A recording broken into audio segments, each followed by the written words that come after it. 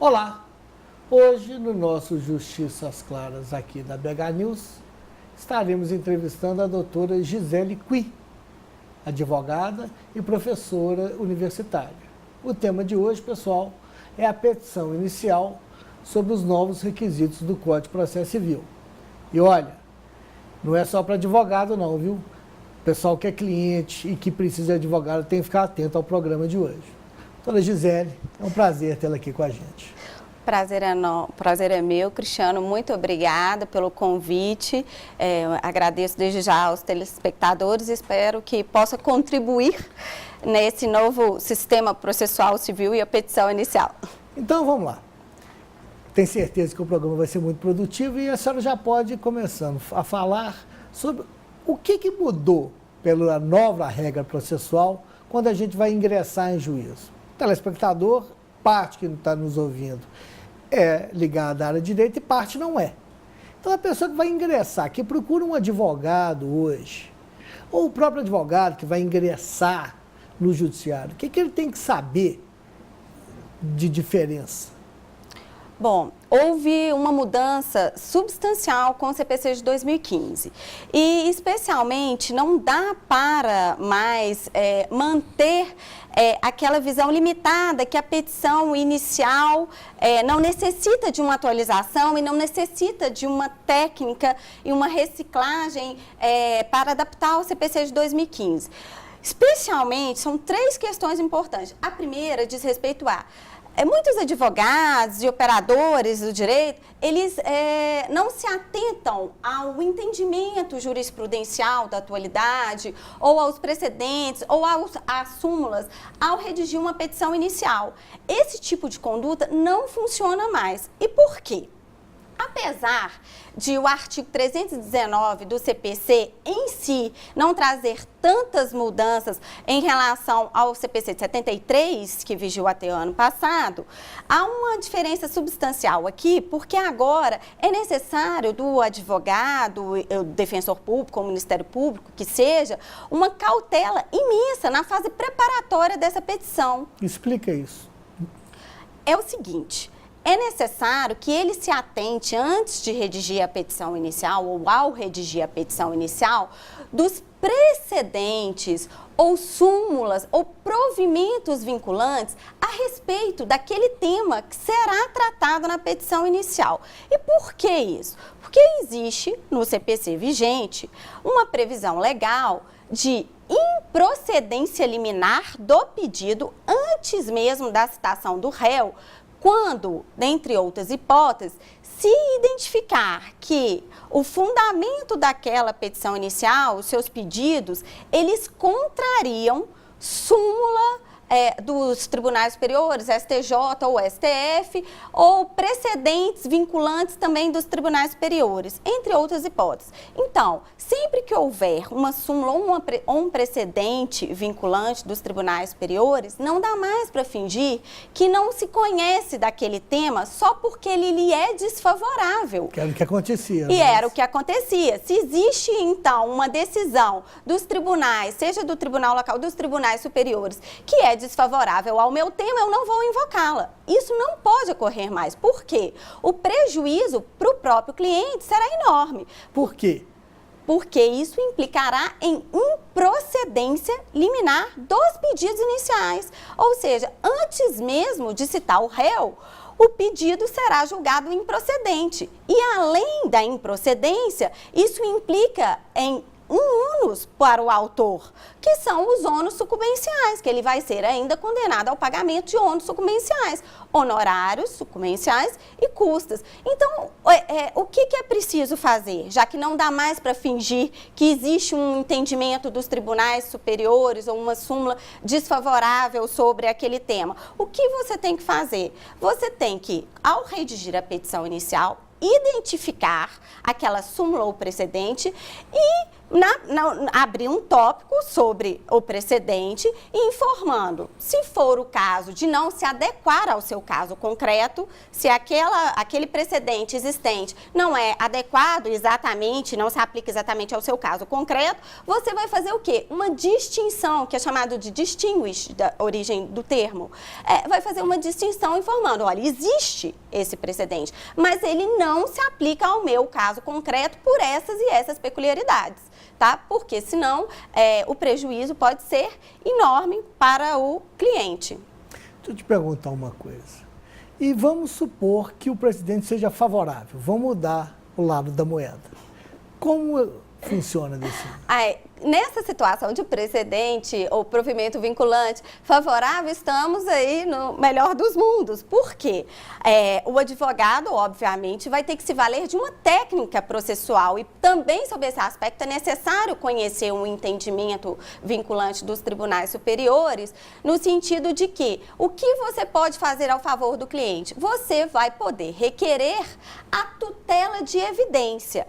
O que seria isso? Seria uma técnica aplicável para se pleitear um deferimento liminarmente em sede de tutela de evidência. E quando se aplica a tutela de evidência? Se aplica a tutela de evidência, entre outras hipóteses, mas vamos aqui só focar o caso concreto, no sentido de que, se for uma decisão, se tiver uma tese firmada dos tribunais superiores a respeito daquele tema, ou uma súmula vinculante dos tribunais superiores a respeito daquele tema que me seja favorável, eu vou invocar na petição inicial e pleitear uma tutela de evidência.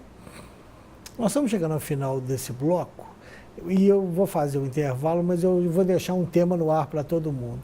Isso vai separar o joio do trigo na advocacia, não vai? Com certeza, é um diferencial enorme.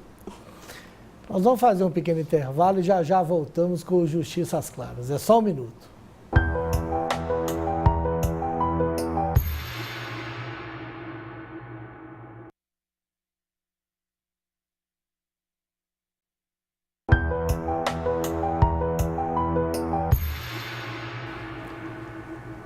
Voltamos com o Justiça às Claras aqui da BH News, hoje entrevistando a doutora Gisele Cui, advogada e professora. Professora, mudou a regra então para você começar o processo. Há uma necessidade, pelo que a senhora falou, do advogado adequar o pedido aos precedentes, sejam favoráveis e, se forem desfavoráveis, informar uma superação disso. Eu vou começar a entrevista nesse segundo bloco, como terminamos o primeiro. Vai separar o joio do trigo na advocacia. Com certeza. Agora, o advogado sempre foi indispensável à administração da justiça, Sim. Tem previsão constitucional. Mas agora, essa importância do advogado, no sentido de uma aplicação da técnica processual, ao atuar em favor da defesa do interesse dos seus clientes, assume um papel muito mais relevante. Por quê? Diante dessa situação e diante desse cenário de precedentes vinculantes, e provimentos vinculantes estabelecidos, padrões, uniformização decisória estabelecido no CPC de 2015, é de suma importância que o advogado tenha um conhecimento técnico e haja de forma técnica, porque senão pode causar um prejuízo enorme. Além de correr o risco de perder aquela demanda, corre o risco de imputar ainda ao cliente honorários sucumbenciais e custas. Então, é muito cauteloso, o advogado tem que agir de forma muito cautelosa. E não dá mais para fingir que não quer se inteirar do Código de Processo Civil vigente, de não quer se inteirar dos entendimentos dos tribunais superiores, porque, inclusive, nos próprios sites, nas próprias páginas do STJ ou do STF, existe lá um link sobre os temas de recursos repetitivos, sobre súmula. Então, o advogado hoje também tem uma facilidade, se ele realmente for comprometido, tem uma facilidade enorme de ter acesso a esses mecanismos. O próprio CPC prevê que seja, ao determinar a uniformização decisória, prevê também, em contrapartida, que seja divulgado amplamente esses provimentos vinculantes. Deixa eu te fazer uma pergunta. Essas mudanças, no seu entender, é para melhorar a otimização do judiciário ou para evitar um acúmulo de demanda muito grande, ou os dois? Olha, os dois. Por quê? Existem duas questões principais. Na verdade, não seria nem questão, é um fato incontroverso Sim. mesmo, porque o judiciário está soberbado. Tem um volume enorme que ele não dá conta de absorver. Há realmente uma judicialização. Tem um professor que costuma dizer que o judiciário virou balcão de saque, porque as agências reguladoras não regulam o que deveriam regular em termos de relação de consumo e tudo vai desaguar no judiciário, fora o poder público, que é o maior demandante, né, do judiciário. Então, o que acontece? Ou você tenta estabelecer meios alternativos de solução de conflito e também padronizar, fazer uma padronização decisória para que não fiquemos sujeitos à jurisprudência lotérica. O que é isso? É isso, você tem que explicar bem para o nosso telespectador. A jurisprudência lotérica, poderia assim dizer de forma rápida, que seria a defesa do seu direito não está submetida aos seus fundamentos, e sim tão somente ao juiz X ou Y que vai julgar. Então, você teria direito aos pedidos formulados na inicial, não porque você fez uma fundamentação legal adequada, porque anexou precedente, não, mas dependendo, se cair no juiz A, eu ganho. Se cair no juiz B, eu perco, com os mesmos fundamentos. E isso gerou o quê? Uma jurisprudência lotérica que gera uma instabilidade, uma insegurança jurídica enorme. E com esse volume de processos e com temas repetidos, o que foi necessário fazer? Estabelecer uma padronização decisória, tá? Para que tem que se fazer o que? Uma estabilidade, uma previsibilidade e também uma racionalidade dos julgamentos, o que vai resultar em julgamentos, em uma duração razoável do processo mais adequada, ao menos uma tentativa com o CPC de 2015. Para encerrar esse bloco, na sua opinião, isso melhorou? Sim. O processo como um todo, não estou falando nem da nossa parte muito técnica, igual eu te falei, tem muita gente que está nos assistindo que não é advogado. Mas isso melhorou o andamento dos processos, sim, ou ainda vai melhorar? Nós estamos...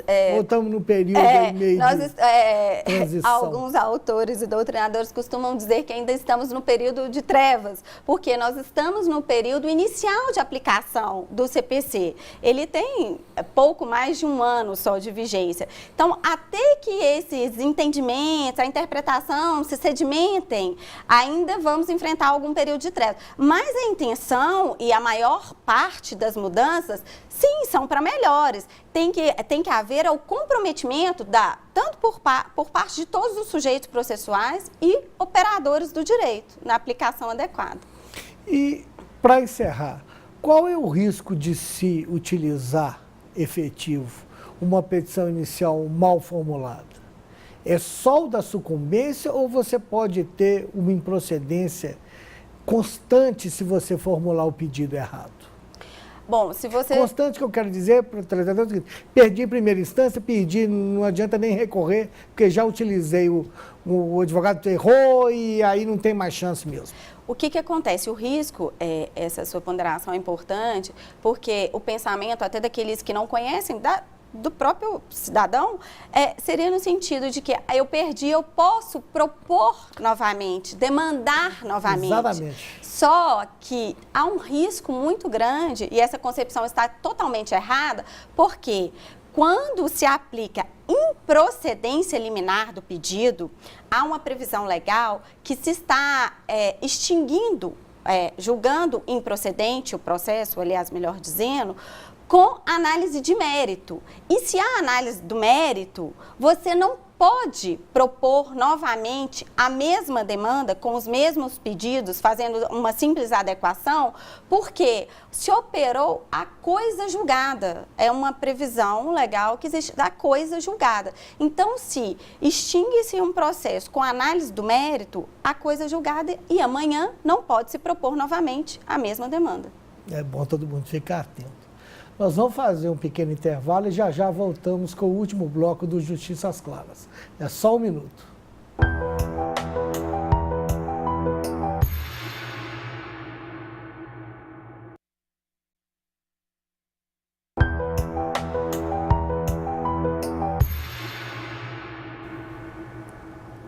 Voltamos com o terceiro e último bloco do Justiça às Claras, hoje com a doutora Gisele Cui, e o tema é a nova inicial perante o CPC. Doutora Gisele, eu queria que nesse terceiro e último bloco a senhora falasse desses métodos alternativos de solução de conflitos. O que a gente tem notícia aí é que agora, mesmo antes ou no inicinho do processo, tornou-se obrigatória haver uma audiência entre as partes. Me conta o que é isso e conta também para os nossos telespectadores. Claro, é um prazer. Bom, em relação à petição inicial e por que fazemos essa conexão, petição inicial e audiência prévia de conciliação? Pelo seguinte, agora, no CPC vigente, na própria petição inicial, você tem que constar ao final o seu interesse, o interesse do seu cliente pela realização ou não de uma audiência prévia de conciliação e mediação. E essa audiência, ela acontece antes mesmo de o réu apresentar defesa.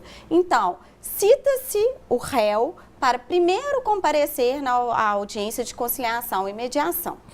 Bom, e qual que é a característica desta audiência de conciliação e mediação?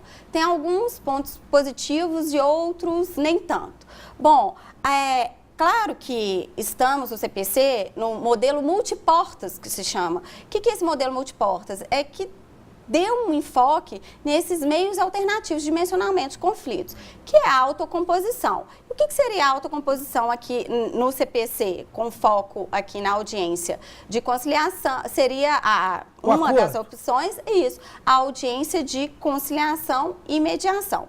E esta audiência acontece da seguinte forma: o autor e o réu têm que manifestar o interesse pela realização da audiência. Mas e se o autor manifestar que não há interesse pela realização da audiência? Isso significa que essa audiência prévia não vai acontecer? Não. Basta que uma das partes, ou seja, se o réu manifestar interesse, mesmo que o autor manifeste desinteresse, essa audiência prévia de conciliação ou mediação vai acontecer. Está disciplinado expressamente no CPC vigente. E aí temos um problema. Só quando, porque sabemos que para se ter um acordo é necessário que ambas as partes manifestem interesse. Então, qual seria a eficácia dessa audiência de conciliação ou mediação se uma das partes já manifestou ausência de interesse? Então, a chance de eficácia é mínima. Esse é o ponto negativo. Mas, em contrapartida, se ambas as partes manifestam interesse, a chance de resolver a questão na própria audiência de conciliação e mediação é enorme, aumenta-se consideravelmente. E aí sim otimizamos e conseguimos uma efetiva duração razoável do processo. E isso é muito bom. Só que é necessário fazer esse contraponto aí, em que medida seria necessária esta audiência, porque no CPC vigente ela é obrigatória, se uma das partes manifesta o desinteresse. Deixa eu te perguntar, pela sua experiência como advogada, a audiência de conciliação funciona? Vamos. Bom, minha experiência como advogada, na além de prática, professora, a senhora advoga, né? Então. Com certeza, advogo diariamente. Na prática, o que vivenciamos? Quando ambas as partes manifestam pelo interesse da realização da audiência de conciliação, aí sim, a audiência, essa previsão legal e nova de audiência obrigatória prévia de conciliação é muito produtiva e temos feito diversos acordos. Agora, quando uma das partes manifesta ausência de interesse, a chance de êxito em acordo é mínima. Um outro ponto, essa audiência de conciliação hoje, pela nova regra processual, ela é para qualquer demanda? Uma demanda de família, uma demanda de indenização, uma demanda de ressarcimento? Ela é obrigatória, pelo menos a tentativa de realização? Sim, quando se tratar de direitos disponíveis, essa audiência de prévia de conciliação e mediação ela é obrigatória. Mas o próprio CPC mitiga um pouco essa questão, porque ele prevê também a audiência prévia de conciliação e mediação, inclusive nos casos de família. E foi muito bom essa lembrança aí, porque nos casos de família existe uma peculiaridade quando a gente fala do cuidado da petição inicial. Porque nas situações de família, o CPC dispõe expressamente em tópico específico que quando se tratar de ação envolvendo o direito de família, a citação não irá acompanhada da petição inicial.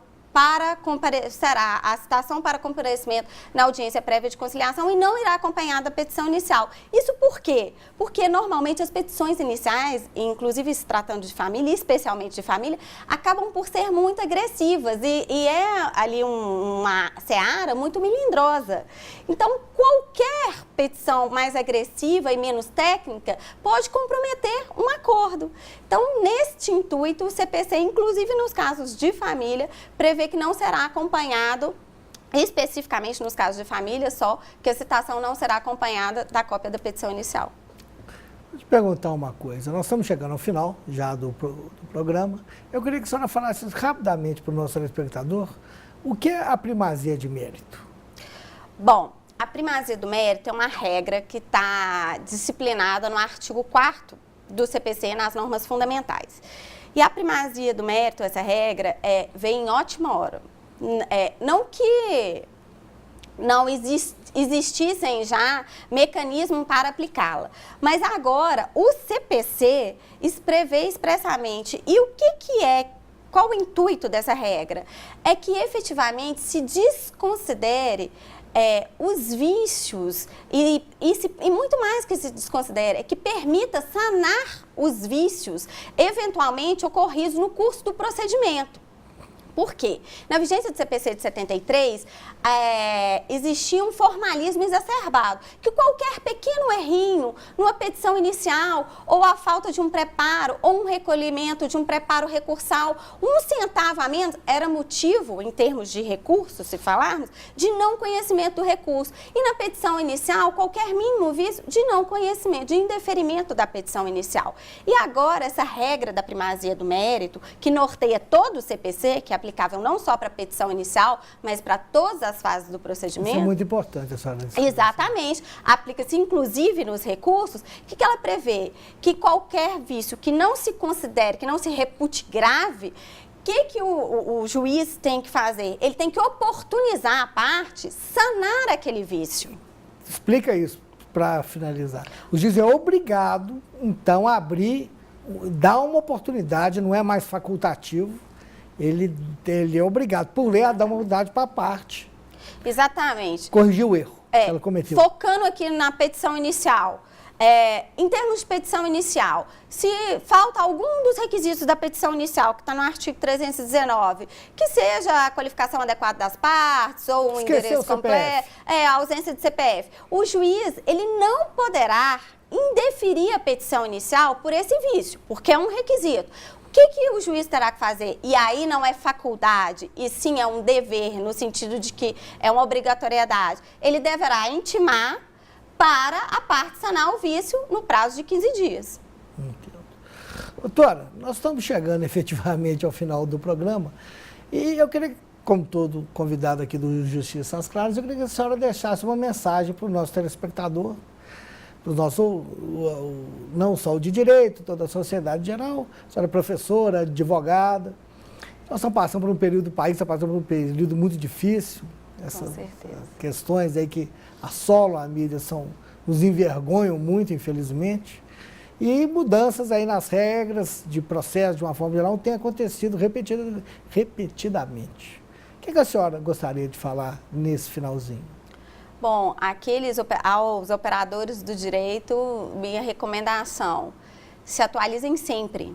Não é mais possível não se atentar à alteração das legislações, aos precedentes, às súmulas. Não é mais possível conduzir dessa forma, sob pena de comprometer o exercício da sua própria profissão, causando prejuízo ao seu cliente. E aos clientes, aos cidadãos, o que eu recomendo? escolham bem, façam uma escolha adequada do advogado que irá defender seus interesses. E também vocês, como cidadãos, os telespectadores, de forma geral, poderão se atualizar.